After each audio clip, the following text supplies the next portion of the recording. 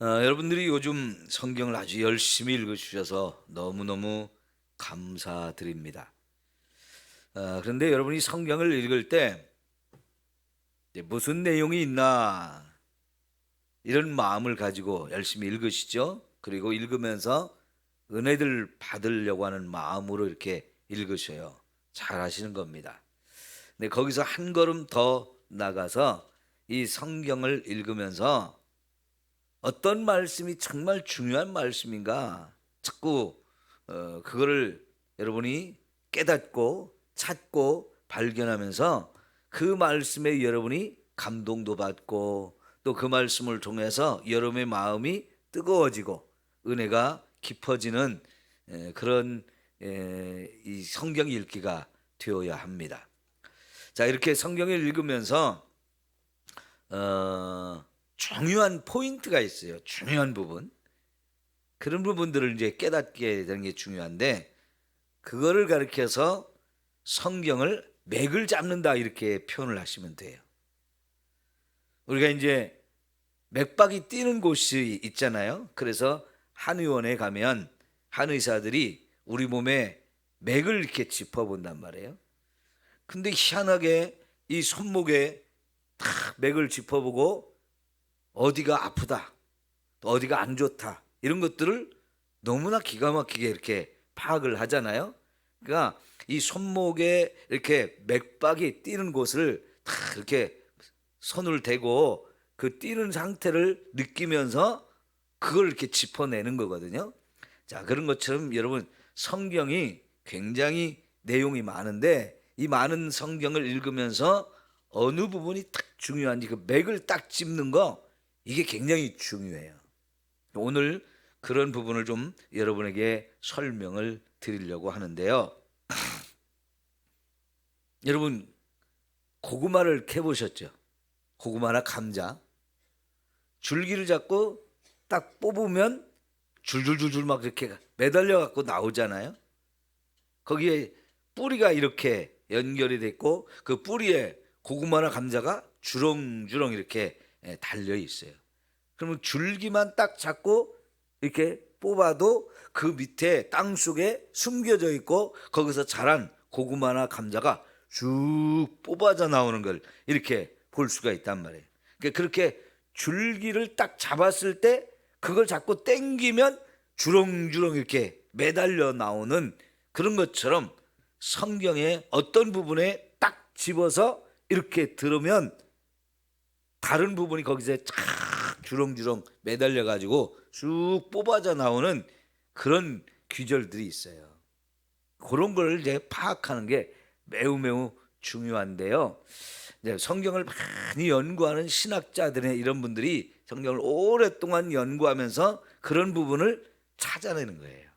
그런 부분을 오늘 여러분에게 소개해 드리려고 하는데 우리가 이미 잘 가장 많이 알고 있는 게 뭐냐면 성경이 구약이 39권, 신약이 27권에서 66권이라고 하잖아요. 66권이나 되는 이 성경을 구약과 신약으로 딱 나누고 있잖아요. 그죠?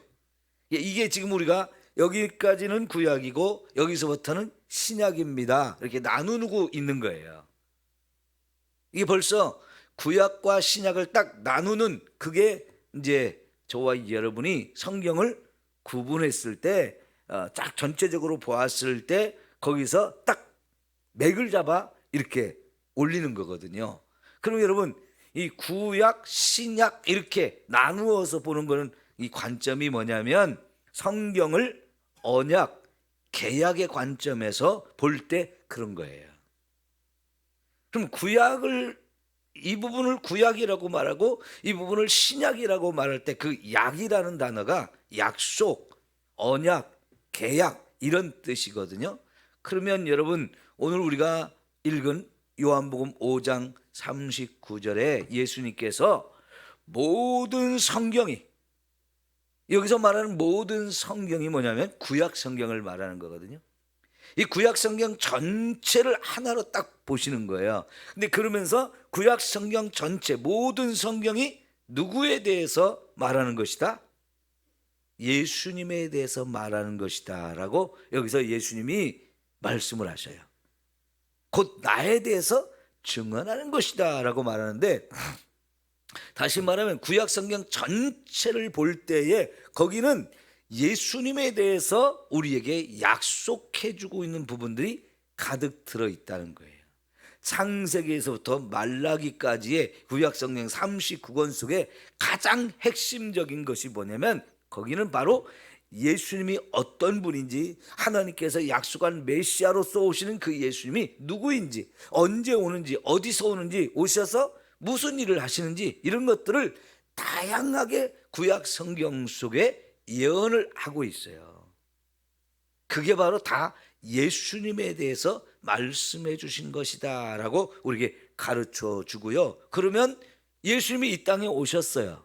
그래서 예수님은 그 모든 약속을 성취하러 오신 분, 그래서 그 하나님이 그 약속한 것을 이루어 주기 위해서 약속한 대로 보내신 분이 예수님인 거예요.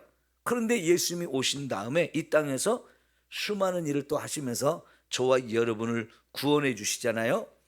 그러면서 이제 계속해서 새로운 신약 성경이 쓰여지는데 27권이 쓰여졌단 말이죠. 그런데 그것도 역시 약속이라는, 신약이라는 단어를 쓰고 있거든요. 그러면 여러분, 이것은 새로운 약속인데 결국은 신약 성경 전체를 또 요약하는 이것도 예수님에 대한 약속으로 연결이 되어지는 거예요. 그러면 신약 성경은 예수님의 뭐에 대해서 약속하는 걸까요? 예수님이 다시 오시는 것, 언제 오시는지, 어떻게 오시는지, 왜 다시 오시는지, 오셔서 하시는 일이 또 뭔지, 이런 것들을 약속하고 있는 게 신약 성경이에요. 그래서요, 성경은 크게 이렇게 둘로 딱 나누었을 때 구약과 신약으로 이렇게 나눠 보는데, 이 관점이 무슨 관점이라고요?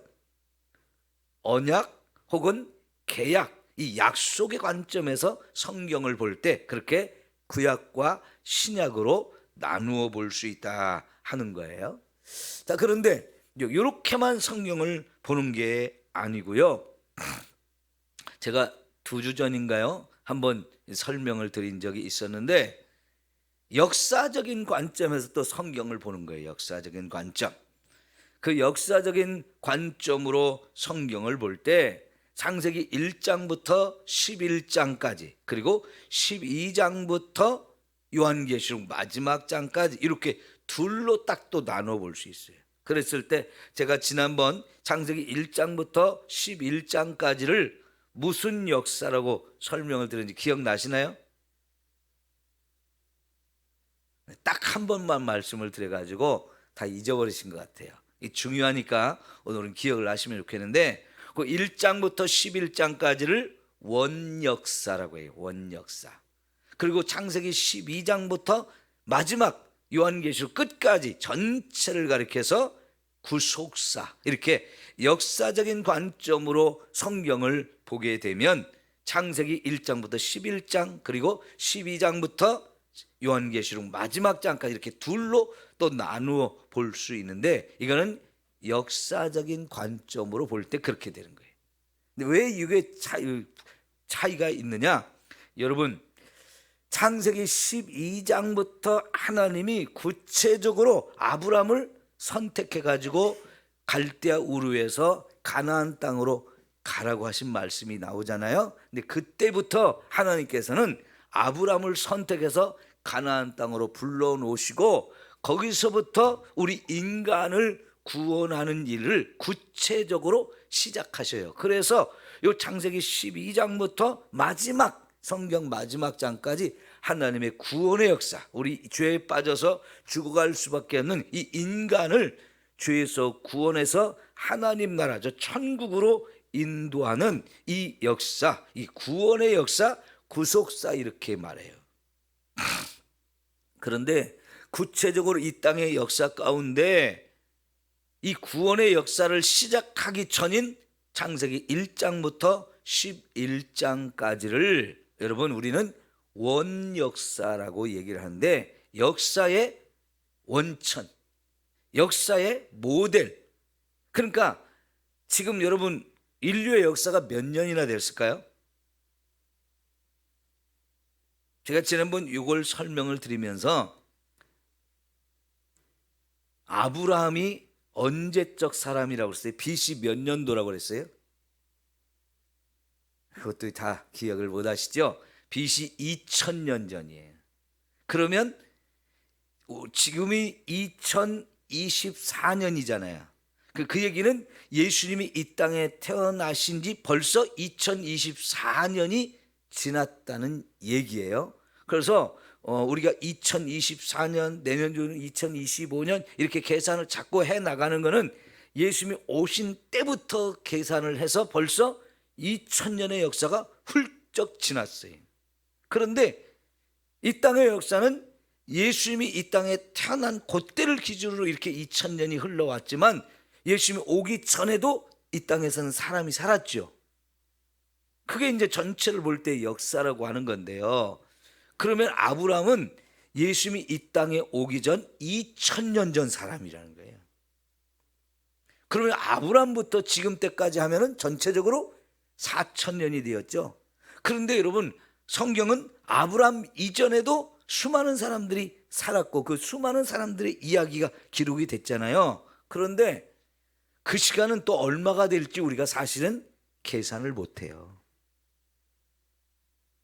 어떤 사람은 아담부터 시작해가지고 아브라함 때까지가 2000년이라고 말하는 사람도 있는데 사실은 그거는 그냥 창세기 5장 또 10장 11장 이런 데 나오는 족보를 보면서 아담이 몇 년 살고 그 다음에 셋이 몇 년 살고 뭐 에녹이 몇 년 살고 무드셀라가 몇 년 살고 이런 것이 나오니까 그거를 더하기 해보니까 한 2000년쯤 된다 이렇게 해서 아담부터 아브라함까지가 2000년 정도 될 것이다 이렇게 추측을 하는 거고요. 사실은 그때는 창세기 1장부터 11장까지는 역사의 연대를 우리가 계산을 정확하게 하기는 어렵습니다. 왜냐하면 이 창세기 5장이나 10장, 11장에 나오는 족보들은 어떤 특징이 있냐면 10대로 맞춘 특징이 있어요. 가인과 그 가인의 후손들을 역사 족보를 기록할 때도 10대, 그리고 여러분 아담으로부터 시작해서 노아까지도 10대, 그리고 노아의 세 아들 셈, 함, 야벳 요 족보들을 기록할 때도 대체적으로 10대로 이렇게 기록을 해놓거든요. 근데 거기에 맞추는 거예요. 그러다 보니까 중간에 생략을 할 수도 있는 거예요. 그게 가능한 게 뭐냐면 여러분 아담이 누구를 낳고 그 다음에 또 누구를 낳고 이러면서 나오는 요 단어들이 아버지, 할아버지 이게 같은 단어로 쓰여져요. 우리는 아버지, 할아버지 단어가 다르죠. 그런데 히브리서에서는 이 아버지나 할아버지가 같은 단어로 쓰일 때가 많아가지고 할아버지도 아버지라고 말하고 아버지도 아버지라고 말을 하기 때문에 그 아버지라고 하는 단어에 여러분 할아버지인지 아버지인지 분간이 안 가는 경우들이 종종 있어서 결국은 족보를 10대로 맞추다 보니까 중간에 사람을 빼고 넣고 이런 것들이 얼마나 가능한 거예요. 그래서 여러분 이 구약의 창세기 1장부터 11장까지 거기 나오는 사람들의 나이를 계산하고 더하기 해서 한 2000 정도가 나오는데 그거 가지고 딱 2000년이다 이렇게 확정적으로 얘기하기가 쉽지 않아요. 그래서 어떤 사람은 10,000년이 되기도 한다, 어떤 사람은 6000년이다 뭐 이렇게 다양하게 표현을 하거든요. 그러니까 그 얘기는 뭐냐면 그때는 연대를 정확하게 계산하기 어렵다는 얘기예요. 자, 그런데 이 앞에 1장부터 11장까지를 원역사라고 말하는 것은 그게 역사의 원천, 역사의 모델 이런 표현이에요. 그럼 그때는 어떤 특징이 있느냐면 창세기 1장부터 11장까지 여러분이 자세히 읽어보면 아주 4개의 중요한 사건이 나오는데 하나님이 창조하신 거는 이제 처음부터 시작한 거고요. 그 다음부터 나오는 네 가지가 뭐냐면 아담과 하와가 에덴 동산에서 선악과 따먹은 사건, 그 다음에 노아의 홍수 사건, 그 다음에 바벨탑 사건, 그리고 가인이 아벨을 죽인 사건, 이 네 개의 큰 사건이 나오거든요. 근데 그 사건을 볼 때마다 가만히 살펴보면 인간이 죄를 지어요. 그러면 하나님이 그 죄에 대해서 뭐 어떻게 하십니까? 심판하셔요. 근데 심판하는 걸 끝나는 게 아니고 반드시 하나님께서 은혜를 베풀어 주시는 거예요. 이 세 개, 죄를 짓고 심판하시고 반드시 은혜를 베풀어 주신, 이게 계속해서 반복돼 나와요. 그래서 결국은 이게 뭐냐면 이 땅의 인간의 역사가 계속해서 진행되는 과정에 이 세 가지가 계속 반복되어진다는 걸 우리에게 확인시켜 주는 거예요. 그래서 여러분, 오늘 저와 여러분의 삶을 살펴봐도 나 혼자 사는 것 같지만은 하나님은 나를 언제나 잊지 않고 보고 계세요. 그러면서 우리가 죄를 지을 때는 책망도 하시고 심판하셔서 우리에게 벌을 주시기도 하신단 말이에요. 그런데 하나님은요, 우리 벌을 주고 너 맛 좀 봐라 이렇게 가만히 계시는 분이고 그리고 끝나시는 분이 아니에요. 반드시 저와 여러분에게 은혜를 베풀어 주셔서 그 죄를 깨닫게 하고 회개시켜서 다시 돌이켜서 바르게 살아갈 수 있도록 늘 이렇게 은혜를 베풀어 주시잖아요. 그게 우리가 지금까지 살아온, 저는 64년을 살았는데 그 64년의 생애 속에서 굉장히 또 많이 반복이 됐어요. 하나님이 은혜를 베풀어 주실 때는 좋아가지고 감사합니다, 이제 하나님 뜻대로 살겠습니다 그랬는데 얼마 안 가면 또 죄짓죠. 참 우리 인간이 연약해요. 은혜도 자꾸 망각하고요. 하나님이 또 죄졌다고 하시면서 또 우리를 책망하시고 심판도 하시고 그러시거든요. 그러나 하나님 너무너무 우리를 사랑하셔서 또 찾아와 주시면서 아이고 내 새끼 이렇게 끌어안아 주시잖아요. 내가 너 또 기회를 줄게, 다시 시작해라. 다시 시작할 수 있는 은혜를 우리에게 늘 베풀어 주시잖아요. 그래서 지금까지 저와 여러분이 살아온 거지요. 만약 하나님께서 우리를 심판하시는 것으로 끝났다면 우리 벌써 다 죽었어야 돼요. 근데 이게 인간의 역사, 수천 년의 역사 가운데 계속 반복되어지고 있어요. 그래서 성경은 이렇게 역사적인 관점으로 볼 때 창세기 1장부터 11장까지 그리고 12장부터 요한계시까지 둘로 딱 나누어 볼 수 있는데 이것은 역사적인 관점에서 볼 때 그렇다는 거예요. 자, 그러면 여러분 이제 창세기 6장을 한번 찾아보실까요? 6장 5절 6절 말씀.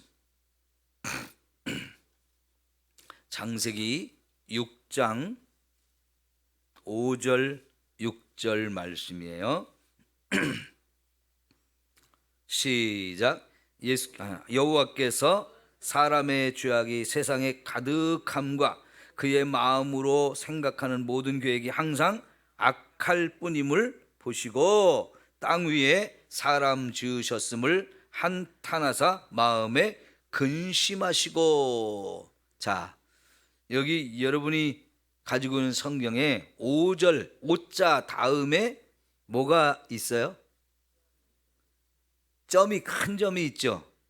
요거 왜 찍어 놨을까요? 여러분, 우리가 성경에 이렇게 점 찍어 놓은 부분이 많이 나오죠. 요거는 뭐냐면 왜 이런 점을 찍어 놨냐면 요 앞에 이야기와 여기서부터 요 뒤에 이야기가 뭔가 다르게 단락이 딱 지어진다는 거예요. 요 앞에까지 이야기하고 요 뒤에 이야기가 뭔가 구분 지어지는 부분이 된다는 거예요. 그래서 성경에 이렇게 점을 찍어 놓은 부분이 많아요. 예를 들면 조금 더 내려가면 여러분 9절에도 점이 있죠. 요게 이제 단락이 구분 지어지는, 요만큼 이렇게 단락을 여러분 지어보는 게 좋은 건데요. 성경을 이해하기 쉽도록 이런 걸 저와 여러분이 표시를 해 주어서 여기서부터는 뭔가 새로운 이야기를 하고 있다는 거예요. 근데요, 성경 전체적으로 봤을 때 요 창세기 1장 1절부터 6장 4절까지 하고 창세기 6장 5절부터 마지막 요한계시록까지 또 여기서 구분을 지어서 볼 수가 있어요. 여기에 성경이 맥을 짚어 볼 수 있는 부분이라는 거예요. 그럼 요거는 어떤 관점으로 보냐면 하나님이 세상을 통치하는 관점으로 볼 때 여기가 딱 맥이 잡히는 곳이라는 거예요. 이건 무슨 뜻이냐면요, 창세기 1장 1절부터 6장 4절까지는 하나님이 세상을 통치하는데 조금 위에서 이렇게 내려다보시는 그런 관점이에요. 그래서 6장 4절까지 이 내용을 보면 하나님께서 우리가 어떤 말씀을 주셔요. 이렇게 살아라고 율법을 주셔요. 그런데 하나님은 그렇게 세상을 통치하려고 하시는데 사람이 말을 안 들어요.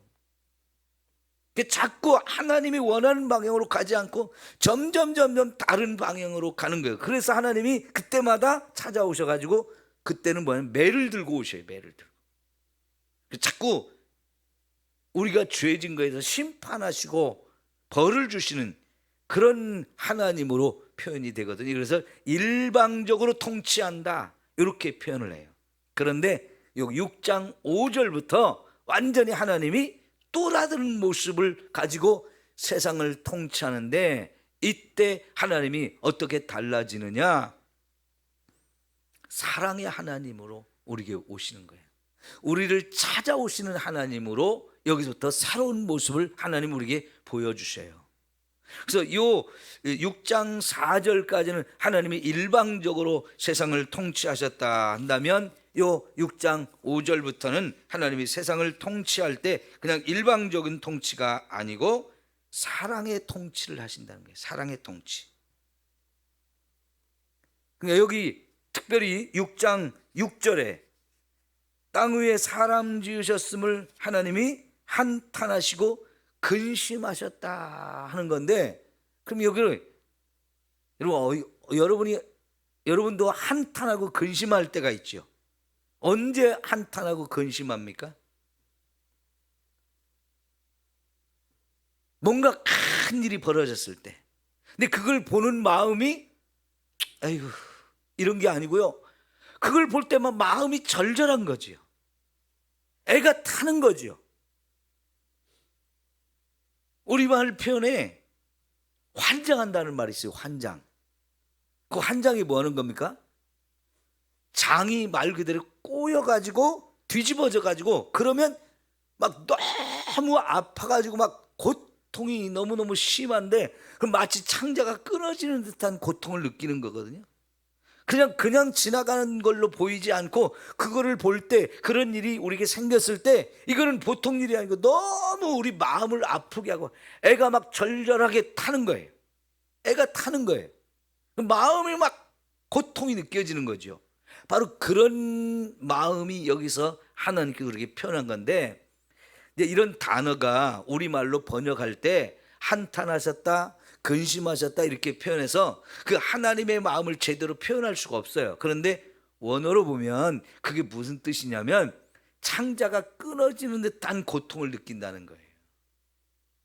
우리가 그러잖아요. 막 배가 막 쥐어 짜는 것 같고 속이 막 창자가 뒤틀리는 것 같다 이런 표현을 하잖아요. 바로 그런 뜻이 담겨 있는 단어인데, 요게 신약 성경에서도 마태복음 9장 36절에 보면 예수님께서 사람들이 목자가 없는 모습을 보면서, 그 목자가 없어서 이리저리 방황하고 갈등 고민하고 힘들게 사는 모습을 볼 때 불쌍히 여기셨다, 민망히 여기셨다 그런 표현이 나와요. 그 헬라어 단어도 요 히브리어 단어와 똑같은 의미인데요, 여기 한탄하셨다, 근심하셨다 그런 표현인데 신약 성경에는 그게 불쌍히 여기셨다, 예전 표현 성경에는 민망히 여기셨다 그런 단어거든요. 그런데 그 단어의 본래 의미는 창자가 끊어지거나 아니면 뒤틀려서 막 너무너무 고통스러운 그런 마음인 거예요. 그래서 여기 하나님께서 왜 그런 마음을 가지시냐? 이 세상 사람들이 막 너무 죄가 심해지는 거예요. 그 죄로 세상 가득 차는 거예요. 어린 아이들도 보면 어려서부터 마음에 생각하는 것이 항상 악한 생각만 하는 거예요. 아담과 하와가 범죄한 이후에 그 죄가 점점 후손에게 유전이 되고 그 죄가 세상을 가득 채워버리다 보니까 세상이 이렇게 엉망이 돼버린 거예요. 그런 모습을 볼 때 내가 사람을 너무너무 사랑하고 그래서 막 너무너무 아름답게 지었는데 내 말을 안 듣고 선악과를 따먹더니 세상이 이렇게 완전히 죄가 가득한 세상으로 바뀌어진 걸 보면서 하나님이 그걸 그냥 볼 수가 없어서 마음이 너무 아픈 거예요. 그런 마음의 표현이 담겨 있는 단어가 이렇게 근심하시고 한탄하셨다는 거예요. 그래서 이때부터 하나님이 무엇을 하시느냐? 구체적으로 우리를 찾아와 주시고 우리를 그 죄 가운데서 구원하시는 일들을 하시는데, 여기서부터 하나님이 세상을 통치하는 방법이 달라지는데요, 이때부터 안 되겠다, 내가 이들을 적극적으로 찾아가고 적극적으로 돌보고 적극적으로 사랑해서 이들을 구원해 줘야 되겠다. 그래서 노아에게 이 죄 가운데 하나님이 이제 무서운 심판이 되는데 거기서 살아날 수 있는 방법 가르쳐 주죠. 뭘 하라고 그랬어요? 방주를 세우라고 그랬잖아요. 그 방주를 세우고 막 사람들을 이 땅에 그냥 두지 않고 빨리 여러분 세상이 망하는데 와서 배를 타고 같이 구원받읍시다. 그런데 여러분 사는 사람들은 다 거절하잖아요. 수많은 짐승을 살릴 때 하나님이 사람 살리는 걸 원치 않았겠어요? 짐승이 더 귀해요? 사람이 더 귀해요? 짐승들 수없이 많지만 그 많은 짐승 가운데 2쌍씩만 태웠어요. 그래도 여전히 그 방주 안에 공간이 엄청 많았어요. 빈 공간이. 왜요? 수많은 사람을 태우고 싶어서. 그런 짐승도 살리는데 하나님은 사람 살리는 걸 더 원하셨잖아요. 그래서 크게 만들라고 하셨는데 안타깝게도 사람들은 다 거부했어요. 그래도 노아의 가족들은 하나님의 뜻을 따라 거기에 들어가기를 원해서 들어가서 구원을 받았는데요, 여러분 하나님은 그때부터 이 땅에 우리를 찾아와 구원하는 일을 열심히 하시는 거예요. 그래서 성경을 여기서 딱 구분을 해볼 때 그 전까지는 하나님이 일방적으로 통치하셨다면 이때부터는 사랑으로 통치하시고 우리를 찾아오시는 하나님이라는 거예요. 여러분 세상의 종교들은요 다 인간의 노력으로 막 신을 찾아가는 거예요.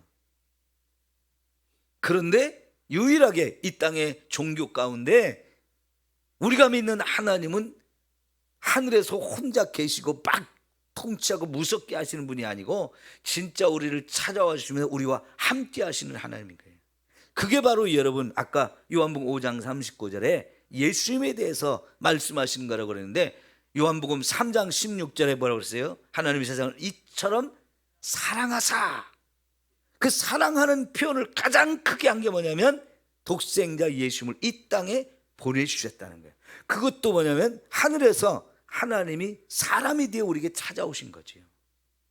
그렇게 여러분 우리 기독교는 하나님이 우리를 찾아와 주시고 너무너무 큰 사랑을 베풀어서 우리를 구원하시는 하나님인 것을 보여주는 거예요. 여러분 성령 하나님이 이제 사도행전 1장 2장에서 우리에게 오시잖아요. 성령 강림 사건이 있잖아요. 그것도 성령 하나님 우리에게 찾아와 주시고 그 하나님이 내 마음에 오셔서 나와 함께 계시는 거. 이렇게 하나님은요 늘 우리를 찾아오셔요. 그러니까 우리가 매일매일 하나님과 동행하는 삶을 살 수 있는 거잖아요. 그렇죠? 여러분 오늘 또 이렇게 새벽에 우리가 왜 왔어요? 하나님을 찾아온 거예요. 그랬더니 하나님이 먼저 와서 기다리시면서 잘 왔다 하면서 저와 여러분을 안아주시고 말씀을 주시면서 오늘 또 이렇게 살아라고 하시는데 우리가 그 말씀을 품고 가면 벌써 예수님을 내 삶 속에 모시고 와서 동행하는 거고 성령님이 내 안에 계셔서 내 삶 속에서 나와 동행해 주시는 삶이 되는 거잖아요. 이게 가능한 것은 하나님이 저와 여러분을 찾아와 주시기 때문에 그러고 사랑하시기 때문에 가능한 거예요. 네, 오늘 여기까지 하고 이제 기도하겠습니다.